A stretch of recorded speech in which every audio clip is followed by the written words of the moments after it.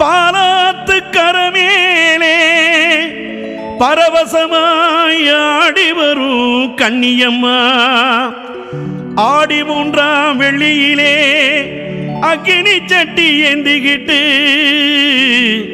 ஆடி வர ஓடி வர கண்ணியம்மா. அந்த ஒவ்வொரு பக்கத்திலே மனப்பாக்கம் கண்ணியம்மா.